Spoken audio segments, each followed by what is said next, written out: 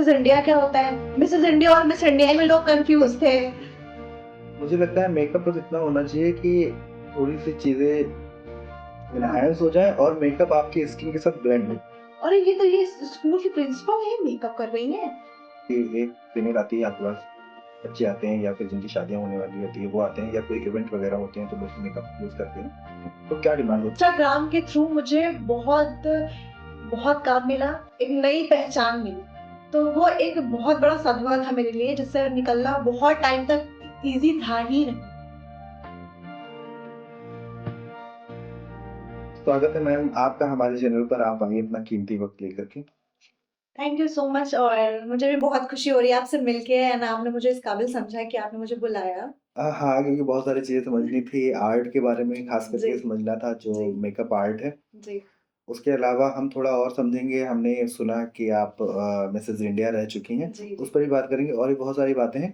But थोड़ा-सा आप introduce कर दीजिए कि ये जो मेकअप आर्ट है, ये क्या होता है? बहुत सारे लोगों को मैं देखता हूँ कि उनकी स्किन हैंड स्किन जो होती है वो ब्लैक होती है और फेस स्किन जो होती है वो बिल्कुल व्हाइट होती है। जी, जी। ऐसा लगता है कि अलग से किसी ने चाँद रख दिया हो फेस पर, ठीक है? देखिए, मेकअप का मतलब बेसिकली ये है कि जो भी आपके फीचर्स हैं, हम उनको एनहांस करते हैं। हुँ, हुँ, लेकिन अब मेकअप को लोग बहुत अलग-अलग तरीके से यूज़ करने लगे हैं, हुँ। है ना? तो बेसिकली प्रॉब्लम बस वहीं पर आती है कि आप हो कुछ और आपको चेंज होना है कुछ। हाँ, पूरा कन्वर्ट हो जाते हाँ, हैं। हाँ। कन्वर्ट हो गया है, तो मेकअप ऐसा नहीं है, ये लोगों ने वैसा बना दिया है। हुँ, बट मेकअप में जो बेसिकली चीज़ें हैं, वो है आपके फीचर्स को एनहांस करना। हुँ। बस, दैट्स अब इट। चूँकि मैं भी फैशन का स्टूडेंट रहा हूँ, वहाँ पर ये सारी चीज़ें सिखाई गईं। जी। मुझे लगता है मेकअप बस इतना होना चाहिए कि थोड़ी-सी चीज़ें हाँ। एनहांस हो जाएँ और मेकअप आपकी स्किन के साथ ब्लेंड हो जाए, ब्लेंड हो जाए। पता ना चले, जी, जी, है ना? बिल्कुल, मेकअप यही होना ही चाहिए, और बेसिकली रियलिटी यही है कि मेकअप यही है ही। अब लोगों को उसको बहुत अलग, लोग जब मेकअप आर्टिस्ट को सर्जन समझने लगे हैं, हाँ, उनको ये होता है कि हाँ, इनसे मेकअप आर्ट, बहुत सारे हमारे पास क्लाइंट्स आते हैं जो बोलते हैं, मेरी ना नाक लंबी कर दो, मेरी आँखें बड़ी कर दो। भाई कैसे कर दें? जो चीज़ें अल्लाह ताला ने नेचुरली आपको दे दी है, उसको हम कैसे कर सकते हैं? हम बस थोड़ा बहुत जो आपकी पिगमेंटेशन है उसको हाइड कर सकते हैं। थोड़ी बहुत चीज़ें जो कमियाँ हैं वो हम सही कर हाँ, सकते हैं, सही बट कर हम सकते हैं। सर्जरी नहीं कर सकते। कई बार इंस्टाग्राम या फिर फेसबुक वगैरह पर कुछ वीडियो वायरल हो जाते हैं, शादी से पहले, आफ्टर शादी, मैरिज एंड बिफोर मैरिज, तो बिल्कुल अपोज़िट होता है। तो वो वही मेकअप होता है जो शायद आप कहना चाह रही हैं जी, कि जी। मेरी नाक लंबी। और ऐसे मेकअपों से बहुत सारे घर भी टूट चुके हैं, हाँ, क्योंकि क्योंकि भाई धोखा दिखाया कुछ जाते हैं और दे मिलता कुछ है, तो हाँ, ऐसा होता है, बट ऐसा नहीं करना चाहिए। जो अब ये समझना चाहिए कि मेकअप एक बहुत अच्छा एक कहते हैं कि मेकअप करने के बाद एक कॉन्फिडेंस आ जाता है, आपके फीचर्स को एनहांस कर देता है, बट आपको पर्सन को चेंज नहीं करना हुँ। चाहिए। तो मेरा तो बस यही मानना है। अच्छा, जो स्टूडेंट्स हैं, जो अभी नए-नए बच्चे जो सीख रहे हैं, उनको आप किस तरह से सिखाना चाहेंगे अगर बाय द वे आपको ऐसा मौका मिलता है तो? मैं बस उनसे यही कहूँगी कि मेकअप को जो भी आपकी क्लाइंट की डिमांड हो, आप हुँ, उसको सुनें, एंड उनके लिए अच्छा क्या है, वो आप उनको सजेस्ट ज़रूर करें। बहुत से क्लाइंट आते हैं जो फेयर है, उनको और फेयर होना है।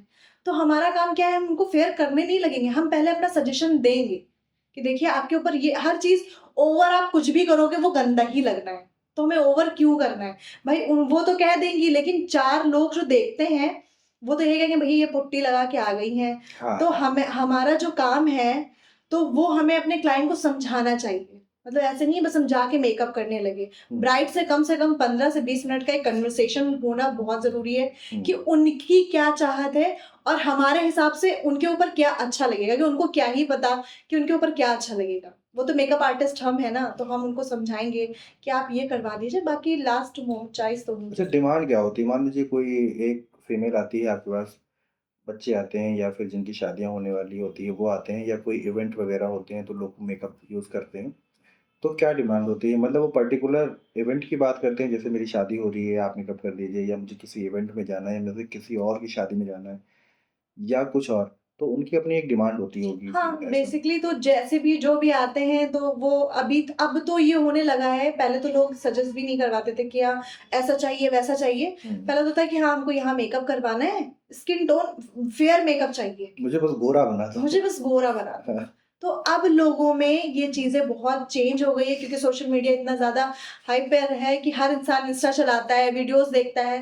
तो अब लोगों की मेंटालिटी पहले से चेंज हो गई है। ये होता है कि हाँ, अब हम मेरे पास जो ब्राइड्स आती हैं, उनमें से 2 ही ब्राइड होती है जिनको बहुत फेयर मेकअप चाहिए होता है और 8 ब्राइड्स होती हैं, तो उनको नेचुरल टोन मेकअप चाहिए होता है। मेकअप होता भी ऐसे ही है कि आप अपनी स्किन को, आप अपने फीचर्स को एनहांस करें, ना कि अपने आप ही को चेंज कर दें। मैं कई बार शादियों में गया हूँ, मुस्लिमों की शादी की मैं बात कर रहा हूँ, मुस्लिम में, क्योंकि वो पूरा हिजाब वगैरह लगाती हैं मुस्लिम बच्चियाँ। जी, तो हम 1 दिन पहले उनको देखते हैं तो कुछ और होती हैं, बट अब हिजाब, पूरे में तो हिजाब कवर होता है, सिर्फ़ फेस खुला होता है। हाँ जी। तो फेस हम देखते हैं तो वो बिल्कुल अपोज़िट हो जाता है। मतलब एक रात पहले कुछ और होता है और सेकंड डे जब आता है, नेक्स्ट डे जो जी, आता है, उसमें बिल्कुल अलग होते हैं। जी, तो ऐसा क्यों है? मैंने 1-2 लोगों को मैंने बोला भी, मतलब जो मेरे ख़ास थे, रिलेशन में थे, मैंने उनको बोला कि इस तरीके का मेकअप होता नहीं है, मैंने भी थोड़ा बहुत पढ़ा है कॉलेज में अपने। वो इतना ज़्यादा फेयर करने के चक्कर में ना जो चेहरे की मासूमियत होती है, फीचर्स होते हैं, वही गायब गायब हो करते जाते हैं। जाते हैं। हाँ, ऐसा हो कि ब्लेंड हो जाए, आपका जो हाँ, फेस है वो थोड़ा-सा हाँ, एनहांस हो जाए। बिल्कुल। जैसे आजकल फ़िल्टर वगैरह आ जाते हैं ना फ़ोन में, जी, जी, बस थोड़ा है, मतलब 19 है तो वो बिल्कुल। 20 हो जाए, वो तो फ़िल्टर बस। लगाना तो लड़कियों का ख़ैर हक है, हाँ, हाँ, फ़िल्टर लड़कियाँ हैं, लगा। ज़ाहिर-सी बात है, ऊपर वाले ने उनको खूबसूरत बनाया, जी, मासूम बनाया। जी, ख़ैर, ये सारी तो एक्स्ट्रा बातें थी, मतलब इस बच्चों के लिए थी। मैं थोड़ा पर्सनल लाइफ़ के बारे में जानना चाहता हूँ, जो मैंने सुना, उसी और उसको सुनने की वज़ह से ही मैं आपसे कॉन्टैक्ट कर पाया इस बात के लिए। जी, आप मिसेज़ इंडिया रही हैं, आप छोटा शहर है बहराइच। यहाँ मेंटालिटी भी बहुत ज़्यादा एडवांस नहीं है, हम छोटी-छोटी चीज़ों को बहुत ध्यान देते हैं, ख़ास करके फीमेल अगर है तो। जी। तो मिसेज़ इंडिया आप बनी, उसके बारे में थोड़ा-सा बताइए, क्योंकि इंस्पिरेशन है एक तरीके से। जी, न सबसे पहले तो मैं ये बताना चाहूँगी आपको कि शुरू से मुझे एक्टिंग का बहुत ज़्यादा शौक था। हाँ, एक्टिंग का और डांसिंग का। मुझे जो लोग भी बचपन से जानते हैं, तो वो मुझे यही जानते हैं कि डांस बहुत अच्छा करती थी। तो कहीं न कहीं वो चीज़ मेरे अंदर थी कि मुझे इस लाइन में जाना है। बट जो हमारी सोसाइटी है, जो एक फैमिली प्रेशर था, तो उसकी वज़ह से मैं बहुत ज़्यादा आगे नहीं जा पाई। हुँ, बल्कि मेरा जो भाई है एंड जो मेरे फादर हैं, वो बहुत ज़्यादा सपोर्टिव है। मेरा भाई तो मुझे लेके भी गया 1-2 ऑडिशन में। हुँ, बहराइच में हुए तो ज़्यादा ऑडिशन होते नहीं थे, लेकिन उस टाइम पे मुझे पता चला था ऑडिशन हो रहे थे। तो उसने मुझे बहुत मोटिवेट किया, नहीं, नहीं अब भी तुम्हें जाना है। तो ख़ैर वो फिर शायद कैंसल हो गया, जिसकी वज़ह से नहीं हो पाया एंड उसके बाद फिर जब मेरे हस्बैंड हैं, वो भी बहुत ज़्यादा सपोर्टिव है, तो मेरा एक वो था कि मुझे एक्टिंग में जाना है, मुझे कम से कम एक बार तो वो हीरोइन वाली लाइफ़ चाहिए। मीडिया कवरेज हो एंड मैगज़ीन में फ़ोटोज़ हों, हुँ, तो मुझे बड़ा मन था, तो मैंने अपने हस्बैंड से बोला और मुझे पता भी नहीं था कि मिसेस इंडिया में मेरा रजिस्ट्रेशन मेरे हस्बैंड के फ्रेंड हैं, जिनको मैं भाई बोलती हूँ, पंकज भैया, उन्होंने रजिस्ट्रेशन करा दिया एंड वहाँ से मुझे कॉल आता है कि आप सिलेक्ट हुई हो एंड आपका ऑडिशन है, मुझे डेट भी कंफर्म नहीं है कब था, तो मैंने बोला ठीक है। अपने हस्बैंड से बताया तो उन्होंने बोला कि हाँ, हाँ, चली जाओ कोई दिक्कत नहीं है, तो मेरी फैमिली, मम्मी और मैं अपने पापा के साथ ऑडिशन के लिए गई। एंड मुझे ये था कि ऑडिशन ही है, कहाँ सेलेक्ट हो पाएँगे, मतलब माइंड में था नहीं, बस मस्ती-मस्ती में गए थे। हाँ, कि हाँ, देख लेते हैं एक हाँ, बार। देख लेते हैं, कर लेते हैं, क्या होगा, नहीं होगा तो 1500 ही रुपए तो जाएँगे और होना ही क्या है। हाँ, तो उसके बाद मैं वहाँ गई एंड मैंने वहाँ पर जो भी ऑडिशन थे, क्वेश्चन आंसर राउंड था, वो भी किया, तो मुझे फाइनली ये पता चला रिज़ल्ट में कि पूरे यूपी से सिर्फ़ 3 लेडीज़ सेलेक्ट हुई हैं और उनमें से मैं भी एक थी। तो ये मेरे लिए बहुत प्राउड वाला मोमेंट था क्योंकि डायरेक्टली ऑडिशन से आप डायरेक्टली ग्रैंड फिनाले में पहुँच जाते हो। तो मैं बहुत खुश हुई उस चीज़ को लेके और बहुत से मेरे ऐसे रिश्तेदार थे जिन्होंने बहुत हँसी भी उड़ाई थी, "अरे! ये कहाँ जाएँगी? फालतू में जा रही हैं।" पैसा वेस्ट करना। पैसा वेस्ट हाँ, करने इनका मतलब बहुत से लेकिन जब मैंने उनसे बताया तो सबके मुँह उतर गए थे। अब फिर रिश्तेदारों में थोड़ा ये होता भी है। हाँ, लेकिन मतलब मेरे हस्बैंड बहुत खुश थे, मेरे फादर और जो मेरी फैमिली थी सब बहुत खुश थे कि हाँ ठीक है। फिर वहाँ से मेरी जर्नी स्टार्ट होती है। हमें ऑनलाइन ट्रेनिंग दी जाती है थोड़ी बहुत जो भी, उसके बाद 5 दिन का हमारा पूरा एक 5 स्टार होटल था। ये किस सिटी में हुआ था? दिल्ली में हुआ हाँ, था, दिल्ली। किंगडम ऑफ ड्रीम में जिसके ब्रांड एम्बेसडर थे शाहरुख खान। ओके, हाँ। जी। तो वहाँ पर वो 5 स्टार होटल का जो वो 5 दिन का एक्सपीरियंस था, तो वो मैं अपनी लाइफ में कभी भी नहीं भूल पाऊँगी। मतलब फुल मीडिया कवरेज और पूरे मेकअप आर्टिस्ट लगे, बहुत बड़े-बड़े जो दिल्ली के मेकअप आर्टिस्ट हैं, मीनाक्षी दत्त एंड बहुत सारे ब्रांड्स, लैक्मे ब्रांड, इन सब की पूरी टीम होती थी हमारे पीछे, कि एक मैं होती थी, मेरे पीछे 15 लोग होते थे, कोई कुछ कर रहा है, कोई कुछ कर रहा है। तो मैंने पूरा सेलिब्रिटी वाली फीलिंग ली थी उस टाइम पे, कि अगर मैं खड़ी भी हो रही हूँ, तुरंत मीडिया आ जा रही है, फ़ोटो क्लिक कर रही है, तो वो एक्सपीरियंस मेरा बहुत अच्छा था। तो फिर वहीं से मुझे सबटाइटल विनर मैं बनी, Mrs India diadem, Mrs India shining star. और मेरे लिए और मेरी फैमिली के लिए बहुत प्राउड मोमेंट था। और यहाँ पर जब मैं बहराइच लौट के आई, तो यहाँ पर सारे न्यूज़ में एंड मेरे स्कूल में पार्टी रखी गई, यहाँ सरप्राइज़ बहराइच पार्टी। जी हाँ। स्कूल, आपका स्कूल स्टूडेंट थी मैं आप वहाँ पर या नहीं टीचर? स्टूडेंट नहीं थी, मैं प्रिंसिपल थी। Okay, okay, and good. जो वहाँ के डायरेक्टर थे डॉक्टर शिव मोहन मिश्रा सर, हाँ। उन्होंने मुझे बेइंतहा मोटिवेट किया हर एक सिचुएशन पे। तो उनके मोटिवेशन की वजह से एंड फैमिली सपोर्ट की वजह से फिर मैं क्राउन वापस लेके आई। एंड यहाँ पर भी बहुत सारी मीडिया कवरेज मिली मुझे, लेकिन एक जो उसका बेनिफिट था, मैं उसको एंजॉय नहीं कर पाई। क्यों ऐसा, मतलब बहराइच में वो चीज़ नहीं मिली या? हाँ, बहराइच में उसका बेनिफिट उस हिसाब से नहीं मिल पाया, जो मुझे लगता है। क्यों? यहाँ पर लोगों ने उस चीज़ को बहुत ज़्यादा मतलब उसमें नहीं लिया कि हाँ, इन्होंने कुछ किया है। बस वो 2 दिन जो पेपर में आया, बस आया, उसके बाद खत्म हो गया। वो जो फेम एक मिलना चाहिए था, शायद मुझे लगता है एक छोटे शहर की वजह से वो चीज़ें नहीं हो पाई।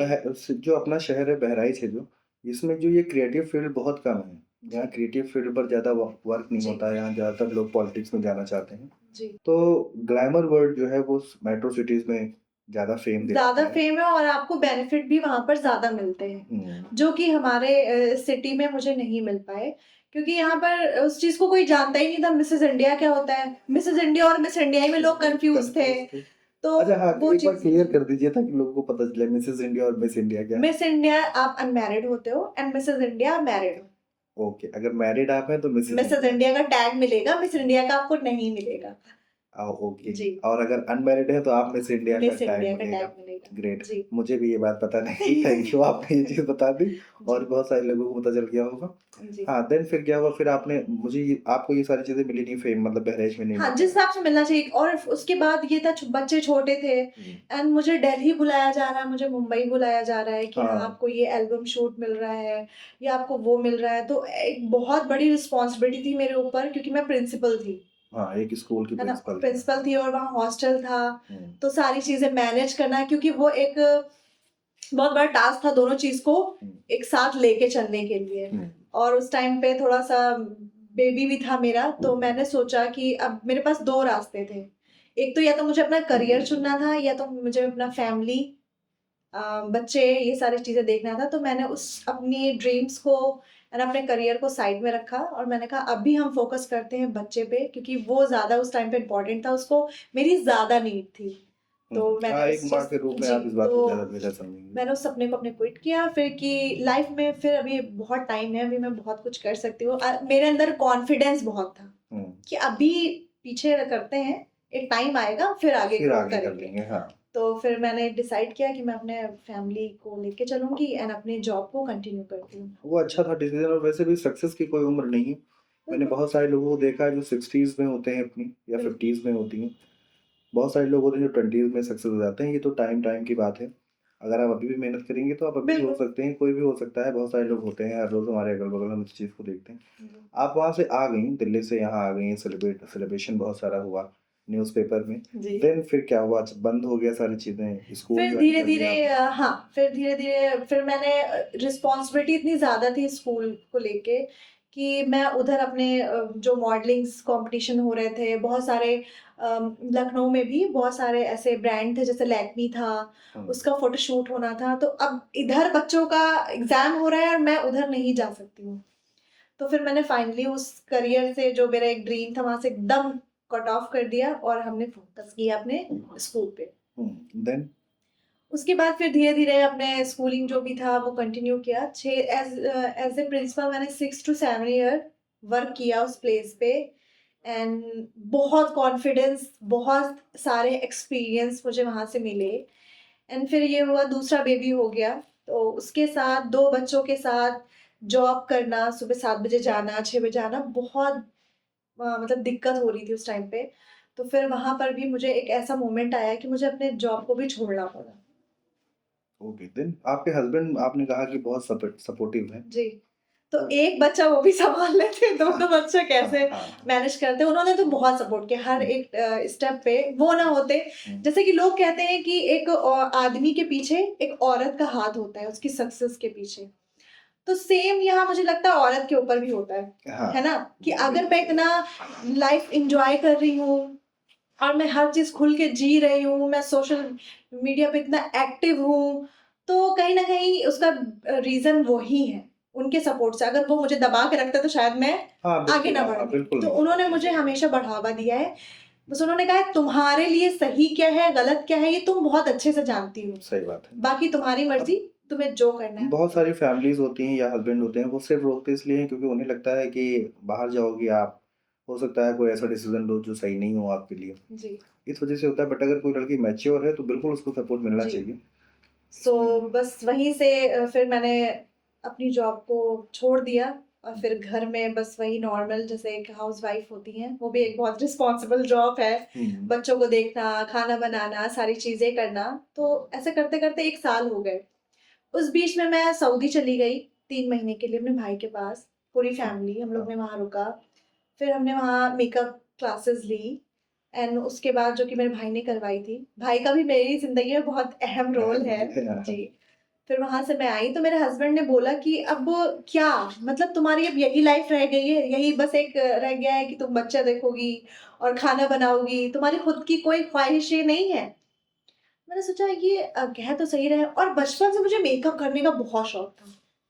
छोटा-सा किसी ने मुझे याद भी नहीं है, किसी ने ला के दिया था मुझे मेकअप बॉक्स हुँ।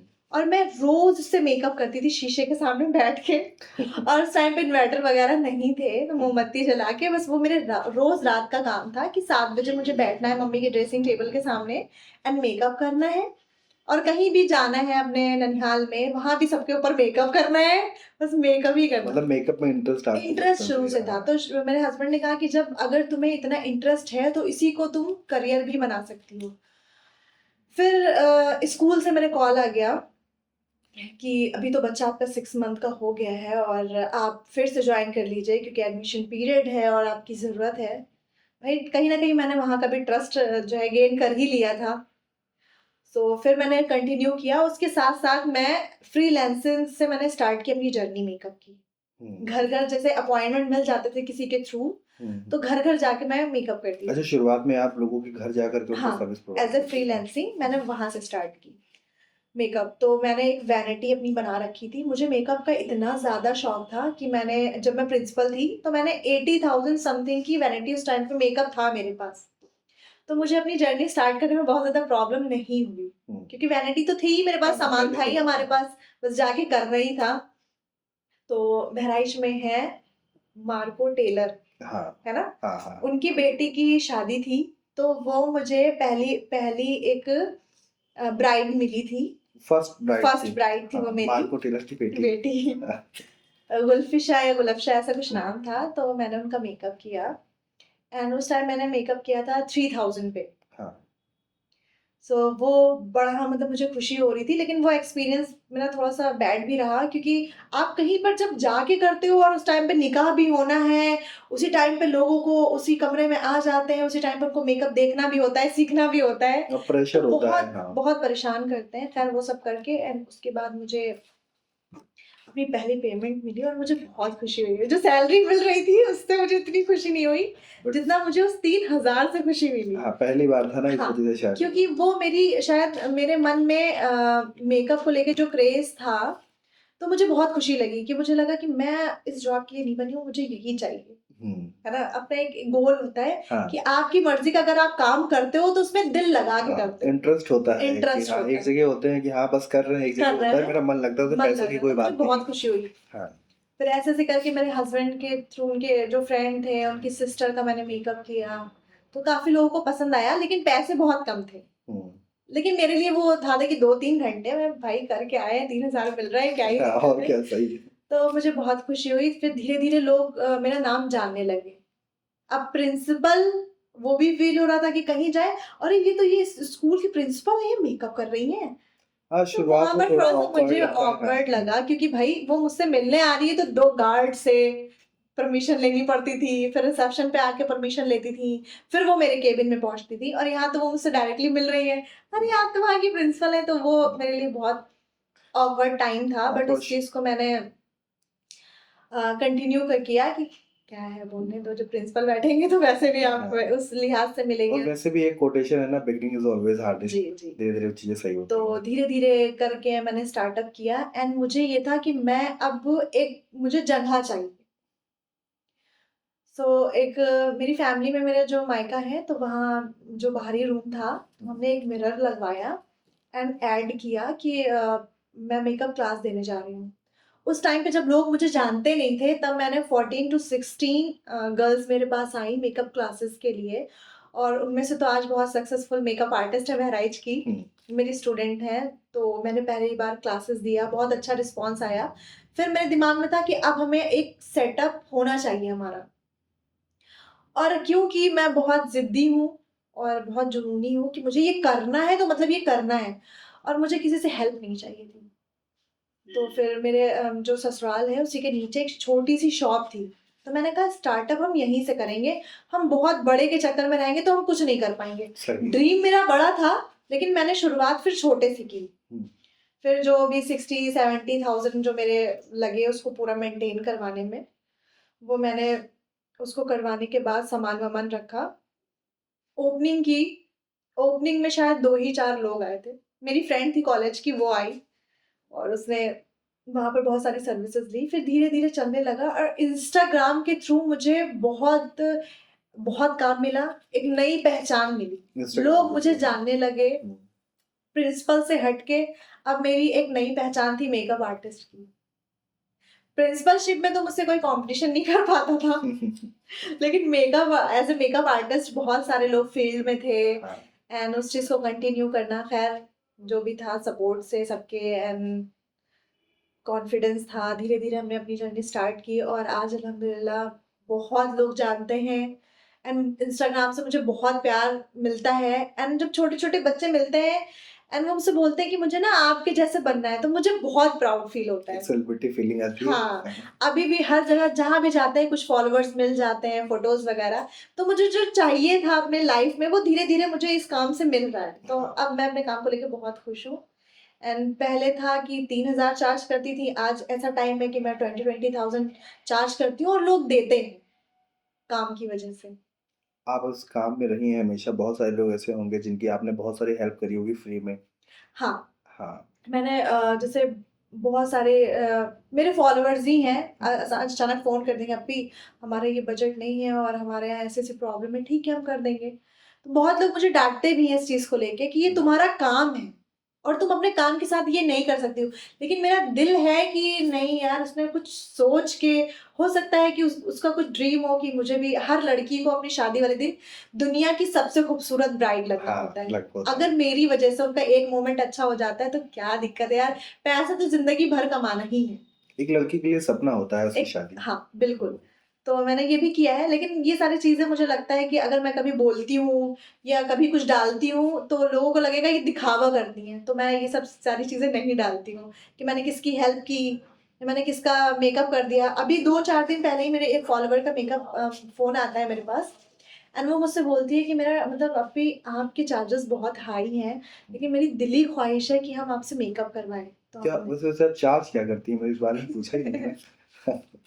वैसे बहुत ज़्यादा चार्जेस नहीं लेती हूँ, लेकिन हो सकता है कि उसके लिए 5000 पार्टी मेकअप के ज़्यादा हाँ, होंगे। ज़्यादा ही हो, हाँ, बहुत सारे लोग हैं जिन्हें तो लगता है कि ज़्यादा है। हाँ, तो उसने मुझसे इतने प्यार से बोला कि अप्पी ऐसा है, हम मेकअप करके आएँगे, आप सिर्फ़ मेरा आई मेकअप कर दीजिएगा। हुँ, है ना? उसके जो भी चार्जेस होंगे तो वो हम तुम आपको दे दे देंगे, देंगे। तो हाँ। मुझे हँसी आई, मैंने कहा तुम आना, मैं तुम्हारा मेकअप कर दूँगी। तो उसने कहा अप्पी जो है चार्जेस तो बता दीजिए। तो हमने कहा हम उसी टाइम बता देंगे। और वो टाइम मेरा बहुत मतलब बिज़ी था, 2-4 ब्राइडें सब बैठी हुई थी, पार्टी मेकअप थे वो कर रही थी, उस बीच में वो आती है और उसने फुल मेकअप किया था, एंड मैंने उसका आई मेकअप किया, फिर उसने जब चार्जेस पूछा मैंने उससे नहीं लिया, तो वो बहुत खुश हुई हुँ, और जो है बहुत बार-बार फ़ोटोज़ ले रही थी। तो मुझे ये सब छोटी-छोटी चीज़ों से मुझे बहुत हाँ, खुशी खुशी मिलती है कि मिलती मैं है। अगर उसके लिए कुछ कर सकूँ। तो लाइफ एक्सपीरियंस आपका कैसा रहा? आपके दोस्त कुछ ऐसे जो आपको लगा हो कि नहीं पहले तो बहुत अच्छे थे बाद में विलेन हो गए?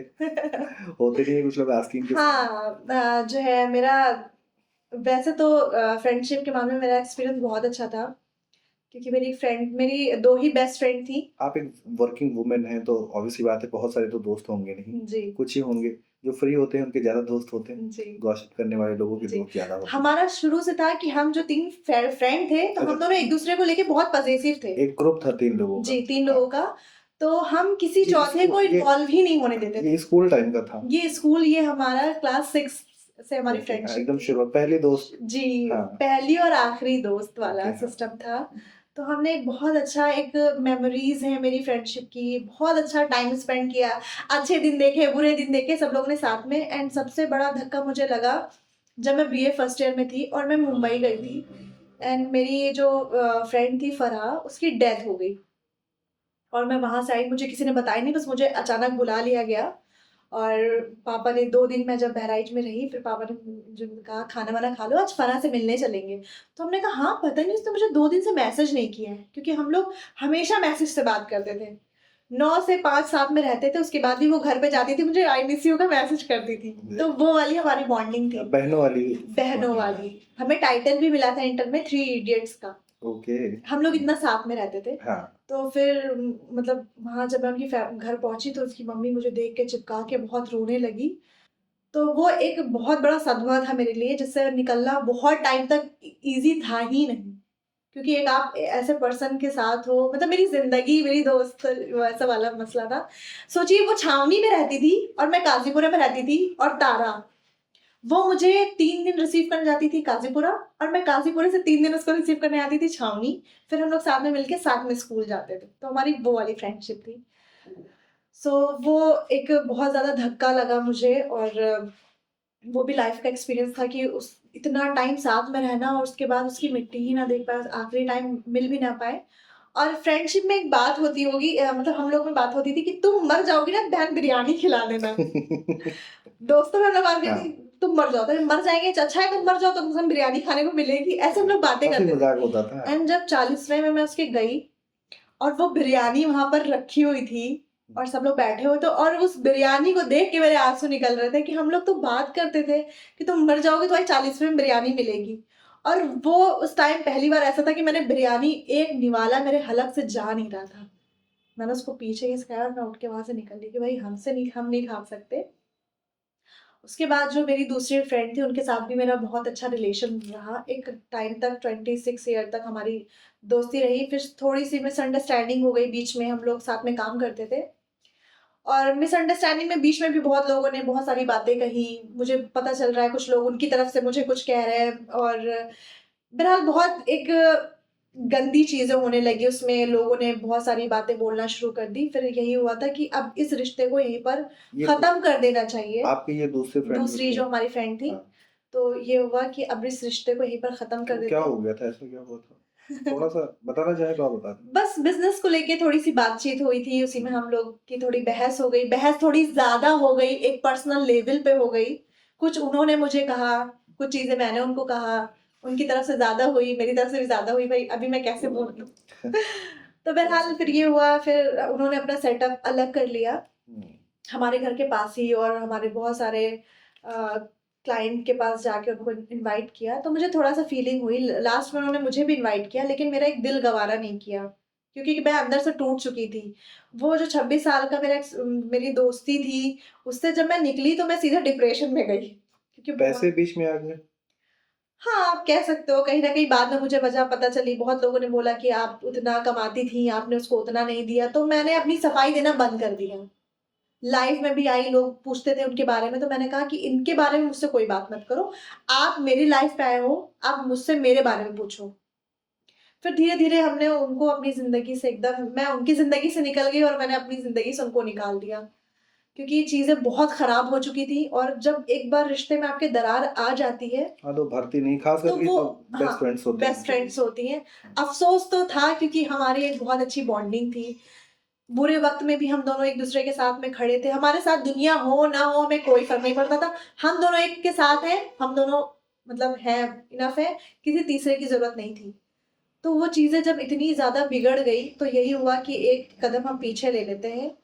एंड बिज़नेस भी थोड़ा-सा मेरा उस टाइम पे भाई फ़र्क तो पड़ा ही, ऑब्वियस सी बात है, फ़र्क तो फ़र्क पड़ा। तो 3-4 महीना मैं बहुत डिस्टर्ब रही। अगर मेरे भाई और मेरी फैमिली, मेरे हस्बैंड, फादर, तो वो सब ना होते तो शायद मेरे साथ कुछ ना कुछ तो हो गया। मैं सुसाइड कर लेती। मेरा दिमाग उस टाइम पे इतना ख़राब हो चुका था। बहुत सारी पर्सनल चीज़ें थी जो निकल-निकल के जो मेरे उसके बीच में थी और वो निकल-निकल के मेरे तक आ रही थी, तो मुझे उस चीज़ से बहुत फ़र्क पड़ रहा था।